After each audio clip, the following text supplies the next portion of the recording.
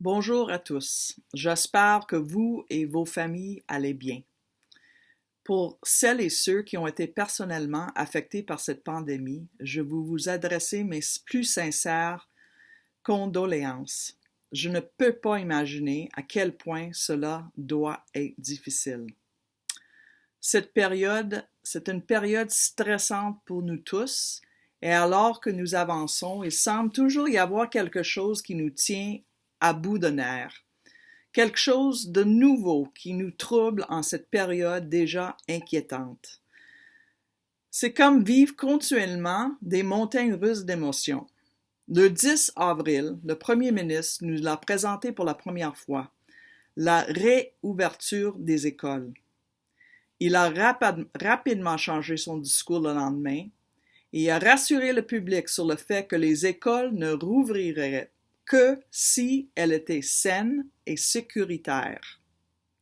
Et là encore hier, il a dit qu'il projetait ouvrir des écoles dans les régions où la propagation du virus semble sous contrôle. La position de l'APEC est simple. Pas de réouverture des écoles avant l'automne. Même à l'automne, il faudrait que ce soit un retour progressif. Les commissions scolaires et les équipes écoles ont besoin de temps pour se préparer à cette nouvelle réalité. L'APEC a été invitée à faire partie d'un comité avec d'autres intervenants de l'éducation pour discuter du retour éventuel aux écoles.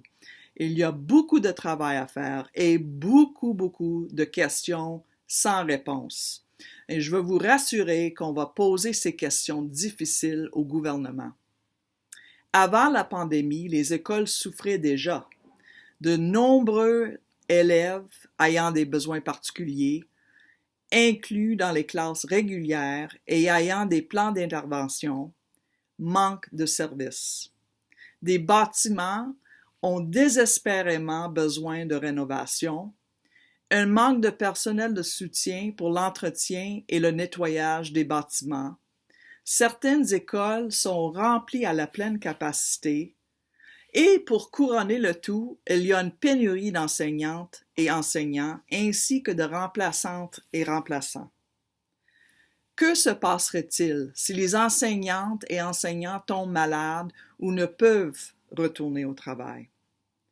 Tout comme le secteur de la santé, le secteur de l'éducation souffre depuis de nombreuses années avec plusieurs compressions budgétaires et très peu d'investissements. Lorsque les gouvernements n'investissent pas dans les services publics, une crise comme celle que nous vivons aujourd'hui rend les mauvaises conditions plus difficiles. Quand les gouvernements comprendront que l'investissement dans les services publics consiste à investir dans les gens, dans les collectivités et dans les familles.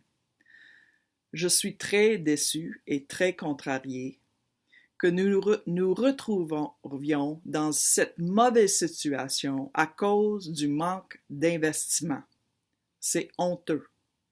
Je veux vous assurer que je me battrai pour vous, pour votre sécurité et votre santé. Merci pour tout le travail que vous faites. Vous êtes un élément essentiel pour une société juste et équitable.